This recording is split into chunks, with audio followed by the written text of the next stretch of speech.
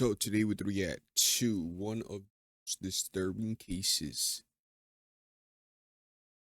See, I don't know, but Robert Bing.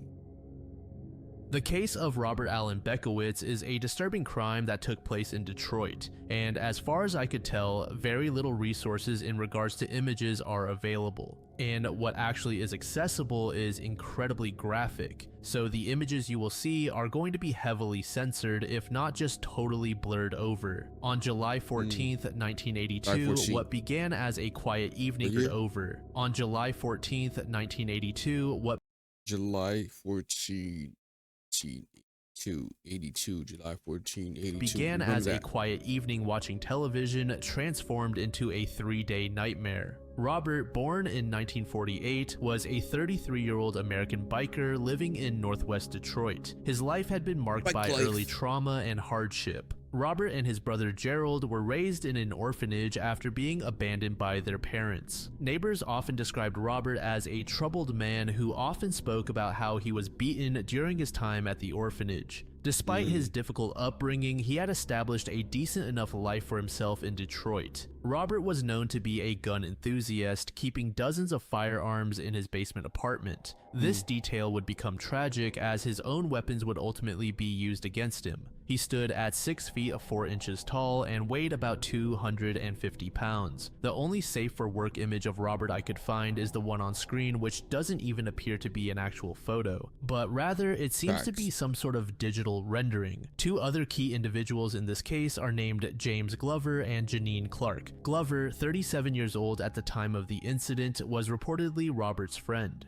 However, their relationship was complicated by Glover's physical condition and personal circumstances. He suffered from severe spinal damage that required him to use a cane to walk. Furthermore, he had a history of substance use, particularly synthetic opiates and amphetamines. On the night of when the case took place, he was heavily under the influence of these substances, which he later claimed affected his memory of the events. As for 21-year-old Janine Clark, she was Robert's girlfriend at the time. Unbeknownst to Robert, she was having a secret affair with Glover. Prior to meeting Robert, Clark had already built a criminal history, which included charges related to bank robbery. On the evening of July 14th, 1982, just before midnight, Glover, Clark, and Robert were gathered in Robert's apartment in northwest Detroit, watching the Benny Hill Show. By all regards, the trio was having a good time, with no apparent indication of the horror that was about to unfold. During the show, Glover excused himself, saying he had to tend to a brief errand. However, his actual purpose was far more sinister. Knowing that his physical limitations would prevent him from overpowering the much larger Robert in a direct confrontation, Glover went to retrieve one of Robert's own firearms from his collection. Armed with a .45 caliber handgun, Glover returned to the living area where Robert sat unsuspecting with Clark. Without warning, he positioned himself behind Robert and fired a single shot into the back of his head, killing him instantly. After the shooting, Glover proceeded to stab the already dead victim 83 times. What followed the murder was a 3-day substance-fueled binge that involved necrophilia, abuse, mutilation, and the dismemberment of Robert's corpse. The pair began by stripping themselves naked and partially removing Robert's clothing. Clark retrieved a kitchen knife and began hacking away at Robert's privates, while Glover documented the acts with a camera. The photographs recovered from the scene would later become crucial evidence, showing Clark smiling and appearing to enthusiastically participate in the horrible acts. The activities escalated to include sexual acts with body parts, as the perpetrators used dismembered portions of Robert's body for gratification. Numerous photographs show both Clark and Glover posing with various body parts in disturbing configurations. Using kitchen knives, a hacksaw, and axes borrowed from Glover's mother, they split the body into 14 separate pieces. Contrary to Clark's later claims of being held captive, substantial evidence emerged that she had multiple opportunities to leave during the 3-day period. Multiple witnesses reported seeing Clark and Glover outside the house several times since the day of the murder, including visiting a garage sale. On another occasion, Clark was seen leaving the apartment on her own to buy additional film for Glover's camera. Then a different neighbor heard a woman believed to be Clark outside the house at approximately 3:45 a.m. yelling to be let back inside. On July 20th, 1982, after 3.5 days of substance use and increasingly bizarre behavior, Clark contacted the Detroit Police Department and confessed to the crime. Initially, she claimed that Glover had forced her to participate in the terrible acts under threat of death, portraying herself as an unwilling victim of his coercion. When police arrived at the apartment, they discovered a downright horrific scene. Robert's remains had been scattered throughout the apartment in various plastic bags. The most damning evidence, however, came in the form of the photographs. Glover and Clark had extensively photographed their activities, creating a visual record of their crimes that would prove crucial during— it was something about what? This next level. Prosecution. Never heard When of this police before. moved to arrest Glover, they found him heavily sedated on a mixture of illegal substances. His condition was so severe that he appeared barely conscious. He was initially charged with second-degree murder, use of a firearm in the commission of a felony, and mutilation of a dead human body. He initially pleaded not guilty on grounds of diminished responsibility due to mental incompetency. Judge William Hathaway remanded Glover to the Wayne County Jail without bond and ordered him to undergo psychiatric evaluation. After the evaluation, Glover was deemed mentally competent to stand trial. He then changed his plea to guilty on all charges in order to avoid a life sentence. On December 1st, 1982, he was sentenced to 30 to 50 years in prison for what the judge characterized as a 48-hour frenzy of murder and dismemberment. During sentencing, Glover offered no explanation for the killing or the subsequent actions. He stated that he, quote, must have been responsible, but claimed he could not be certain because he was heavily under the influence. He described the entire 3-day period as a big puzzle that— Wait, how did this, so even before the movie started, he could not explain. As for Janine, she was charged specifically for mutilation, and she maintained that she had been forced to participate under threat of death from Glover. During her testimony, Clark provided her version of events. She claimed she had been holding hands with Robert on the couch when Glover shot him. She alleged that Glover told her, "Don't move and don't make any noise," and that she would have to stay for several days while he disposed of the body. She maintained that she did not protest because she was afraid Glover would hurt her too. However, she admitted that she was allowed to leave the house by herself twice during the incident and returned both times. She confirmed that during one of these trips, she purchased film for Glover's camera. Surprisingly, Glover testified on Clark's behalf, stating, "Right now I'd say she didn't really stay of her own free will." However, both Clark and Glover acknowledged that she could have fled on multiple occasions but chose not to do so. Ultimately, Clark received a sentence of 6 to 10 years. According to several sources, James Glover died in prison either in 1984 or 1985. The exact cause of his death has not been definitively established in available records, and it appears that Janine served her sentence and was released. Various sources reported that she was released in 1987 and moved to Arizona for a period of time. Where's she at now? Oh, these are cases. I forgot. Kaylee Titford was born in 2004 with two significant medical conditions, spina bifida and hydrocephalus. Spina bifida is a congenital condition affecting the spinal cord, while hydrocephalus involves an accumulation of cerebrospinal fluid in the brain. Her hydrocephalus was successfully treated through surgery, which meant she retained normal brain function. However, the spina bifida left her with a limited movement and sensation in her legs, requiring the use of a wheelchair for mobility. Despite these challenges, she attended Newtown High School in Powys, Wales, and was described by staff as funny, determined, and fiercely independent. She was insistent on doing everything possible for herself, refusing to allow others to push her wheelchair or even open doors for her. This independent spirit would make her eventual complete dependence on her parents all the more tragic. tragic. Despite her physical limitations, Kaylee excelled in wheelchair basketball and was considered a potential Paralympic candidate. Her former basketball coach, Steve Cox, remembered her natural talent, noting she could, quote, pop the basket quite easily, and we have high hopes she'd move on in sport. She was also involved in wheelchair tennis and was competitive in national wheelchair sports. However, an important point to bring up is her weight. Concerns emerged early in her life, leading to a concerted effort by professionals to work with the family to improve her diet and stabilize her weight. Initially, Sarah Lloyd Jones, Kaylee's mother, attended these appointments, but after the first session, Alun Titford, Kaylee's father, took over attendance instead. Between 2011 and 2013, there was notable success in weight management, for which the family received credit from healthcare professionals. However, when Kaylee was 9 or 10 years old, around 2013, the stabilization of her weight came to an end, and weight gain became an ongoing issue. This marked a critical turning point where the family's engagement with professional support began to deteriorate. There was a history of missed appointments that ultimately led to the termination of various professional services. Healthcare professionals took the view that there was no point in scheduling appointments that were consistently not attended. This approach, while understandable from a resource management perspective, would later be criticized as failing to recognize the potential safeguarding implications of non-engagement.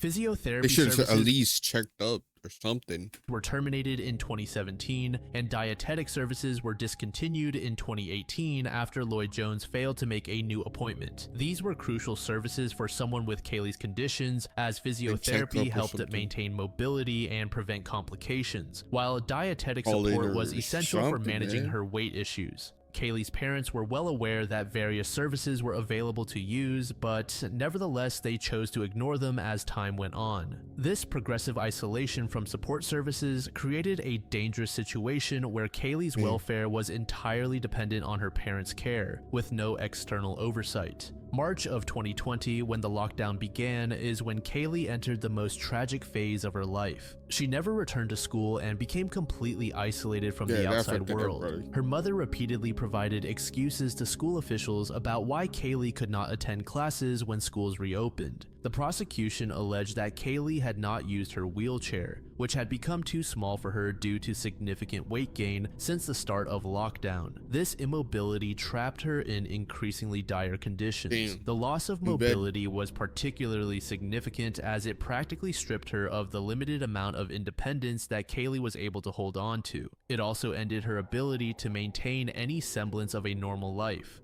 During the lockdown period, Kaylee also became bedridden. The conditions in her specially adapted room in a specially adapted house deteriorated catastrophically. She was lying on filthy pads meant for puppies used for incontinence, which were not changed regularly. The room was also filled with bottles of urine from her catheter that were left unemptied and scattered around. Even bedding and clothing was soiled without being changed or cleaned for extended periods. The room became cluttered with takeaway food containers, including a deep-fat fryer and McDonald's packaging. A rotting flesh stench developed that was so intense paramedics felt physically sick. The fact that both parents continued to live in the house while allowing these conditions to persist demonstrated the extent of their neglect. During this critical period, Kaylee had not seen a medical professional for 9 months prior to her death. When Birmingham Children's Hospital contacted Lloyd Jones for a telephone appointment in May 2020, she did not indicate that help was needed for Kaylee. In August 2020, contact from a young person's lymphedema specialist was not taken up. Contact from a young people specialist was ignored, and contact from the Youth Intervention Service was declined. When Kaylee's non-attendance at school was queried after schools reopened in September 2020, Lloyd Jones made various excuses without disclosing what was really happening. This pattern of deception and avoidance effectively prevented any external agency from understanding the true extent of what Kaylee was experiencing. At that point, it's a home. At that point, you gotta go at the house. I feel like home call gotta be scheduled or something. Lockdown, Kaylee also gained about 80 pounds, weighing over 300 total pounds by October of 2020. It was said that Kaylee ate takeaway meals for at least 5 days out of the week, and there was no attempt to control her diet. Fast forward to October 9th, 2020, Kaylee's father heard her screaming. Rather than investigating what was wrong or providing assistance, he instead texted Kaylee and told her to stop. When she continued to scream, he sent another text with the same message. He did not go to see what was wrong or get whatever help she needed. The next day, Kaylee was found dead in her bedroom. When emergency responders arrived, they encountered conditions that were described by the court as unfit for even an animal. Paramedics reported maggots feeding on her body and in her bedding, with flies swarming throughout the room. The stench was so overwhelming that experienced emergency workers felt physically sick, with some of them vomiting. Ulcers covering her lower body were described as the worst an expert had ever seen, and her toenails had not been cut for 6 to 10 months. Dr. Amrit Whitaker, a forensic entomologist from the University of Winchester, analyzed the case and determined that maggots found on the body had been feeding on her for at least 48 hours before her death, possibly longer. Dr. Whitaker added that the conditions of the room were optimal for housefly colonization, which was evident in the houseflies and larvae within Kaylee's infected sores. Dr. Derek James, the pathologist who examined Kaylee, determined that her cause of death was, quote, inflammation and infection in extensive areas of ulceration arising from obesity and its complications, along with spina bifida and hydrocephalus. The examination suggested that Kaylee had not been properly bathed in many weeks. Ulcers on her body were the worst the expert had ever seen, with some extending down to the bone. Initially, both parents were charged with gross negligence manslaughter and causing or allowing the death of a child or vulnerable person. The charges alleged that between March 24th and October 11th, 2020, they failed to ensure their disabled daughter's dietary needs were met, leading to morbid obesity. They also failed to ensure she received adequate exercise, maintained hygiene, lived in a safe environment, had her physical health maintained, or received a reasonable medical help. Sarah Lloyd Jones, who acted as Kaylee's primary caretaker, initially pleaded not guilty. However, she changed her plea and admitted manslaughter by gross negligence in December 2022. She admitted that she did not take proper care of her daughter, which gave way for foreseeable risk of death. Alan Titford, Kaylee's father, denied all charges and proceeded to trial at Mold Crown Court. During his testimony, when asked why he had let his daughter down so badly, he simply said, "I'm lazy." He claimed that Lloyd Jones was responsible for looking after Kaylee and that he did not feel comfortable caring for her after she reached puberty. However, in cross-examination, he accepted that he was as much to blame for Kaylee's death as her mother. His attempt to shift responsibility to Lloyd Jones was rejected by both the jury and the judge, who found both parents equally culpable. On February 6, 2023, the jury returned a unanimous guilty verdict for gross negligence manslaughter. Both parents received 6 to 7 years imprisonment. However, later that same year, Titford's sentence was increased to 10 years, while Lloyd Jones's sentence was increased to 8 years.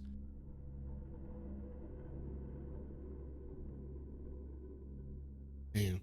Ellie-Ann Andom was a vibrant 15-year-old student at Old Palace of John Whitgift School in Croydon. Born to parents Dorcas and Michael Andom, she was described as a hardworking, happy girl who had lived life to the fullest. Ellie-Ann desired to become a human rights lawyer, wanting to make a meaningful difference in people's lives. Numerous peers and teachers described Ellie-Ann as someone who could light up an entire room with her presence. On the other side of this case is a young man named Hassan Sentamu, who was born in September of 2006 in Uganda. He arrived in the United Kingdom at the age of 5 with his mother and 3 sisters, fleeing allegations of domestic abuse by his father. This early exposure to violence would prove to be a major influence that would echo throughout his childhood and adolescence. After immigrating, Hassan's mother would describe her son as, quote, beyond her control. At age 11, he briefly returned to Uganda to attend boarding school, an experience that would further traumatize the already vulnerable child. During this period, he reported being constantly attacked with a metal pole. Upon his return to the UK, those around him noticed significant changes in his behavior and demeanor. Previously, while challenging, his behavior had not yet escalated to an extreme level of violence.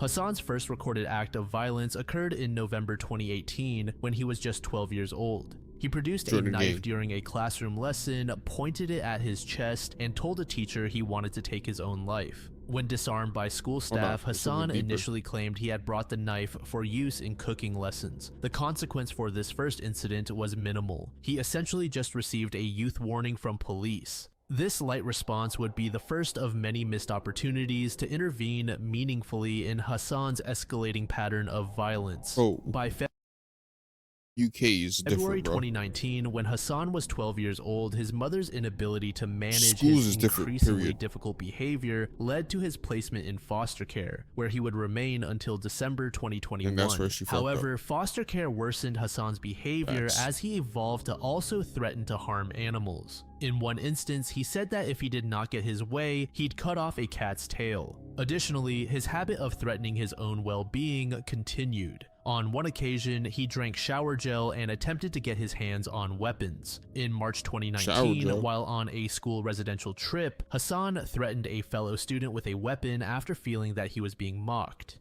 Interestingly, Hassan actually de-escalated the situation himself by taking deep breaths and tossing his weapon to the side, but the school believed that the damage had already been done and thus chose to permanently remove him. In Oh, June 2019, who helped after the being kid, admitted bro? to a mainstream school in Croydon, Hassan again threatened his peers with scissors over perceived insults. But just like before, Hassan was able to calm himself down, stating that he did not want to be removed from another school. It was also around this time when Hassan was diagnosed with autism, and in December of the same year, on 2 separate occasions, Hassan placed female students in headlocks, visibly injuring one of them. Once 2020 rolled around, he was moved to yet another school that was designed to better assist those with special education needs. Despite this more specialized and presumably supportive environment, Hassan continued to struggle managing his temper. Several of Hassan's friends shared that he would say and write disturbing messages such as, "Whenever you see me, it's never really me. It's a person I put on. The real me is evil, dark, and miserable." He also wrote about being in a countdown to his end, along other similar messages. Sometime in 2023, him out, bro, Hassan like the began most. dating a friend of the previously mentioned Eliane. The relationship was turbulent and quickly soured. Hassan sent the girl a text message saying, "Your energy is dead. I'm not ready for a relationship. All the best." Then in September of 2023, tensions escalated when Hassan encountered Eliane and her friends at the Whitgift Center. The group, including his ex-girlfriend, teased him and threw water over him. This perceived disrespect triggered something in Hassan, who spent that night brooding and plotting his response. Ominously, he told a friend, "Bro, I can't let this slide." That same day, one of the girls shared that the group jokingly said that the next day, Hassan would kill them all. On the morning of September 27th, a meeting was arranged in Whitgift Center in Croydon between some of the girls and Hassan, which was meant to exchange some personal belongings. Eliane accompanied her friend to provide moral support during what everyone expected to be a straightforward exchange. However, when Hassan It was like arrived, that. he had concealed a large kitchen knife under 3 layers of clothing, including gloves and a mask. His Yo. ex-girlfriend immediately sensed something was wrong, later telling police that his demeanor reminded her of a character from the crime drama Top Boy. The situation deteriorated when Hassan's ex-girlfriend handed Who do you over wanna be, his Top Boy? hoodies and tracksuit bottoms in a plastic bag. It was here that Hassan revealed he was empty-handed, having failed to bring her requested items. In response, Eliane grabbed Hassan's bag, which caused Hassan to burst out in violence. He attacked and stabbed Eliane in the neck with the kitchen knife as commuters watched in horror. The young girl ultimately succumbed to her injuries despite immediate attention. After the attack, Hassan fled the scene immediately, disposing of the murder weapon. However, he was quickly captured as he was arrested just 90 minutes later by Metropolitan Police. There was overwhelming evidence proving that Hassan was guilty of the murder, but nevertheless he pleaded not guilty. His defense team attempted to argue that his autism affected his ability to exercise self-control. They presented evidence of Hassan's traumatic childhood, including his experience fleeing domestic violence in Uganda and periods in foster care. They argued that, quote, Hassan's violent streak, his anger, his outbursts did not come out of nowhere. He was not born with them. They come from his lived experiences from when he was a little boy. After deliberating for 11 hours and 42 minutes, the jury rejected the diminished responsibility defense, and Hassan was found guilty. On March 13th, 2025, Justice Chima Grubb sentenced him to life imprisonment with a minimum term of 23 years. Eliane's mother was quoted saying, "I am serving a life sentence of grief. Our home was full of her music, her laughter, and her energy. There was always warmth and always joy because Eliane was there. But now the music has stopped, the laughter is gone. All that remains is deafening silence. A hollow, painful silence that echoes through every part of my life." As for Eliane's father, he said, "The thought of her final moment torments me, wondering if she was calling for me. This crime didn't just take my daughter's life, it took mine too. It took the life of our entire family."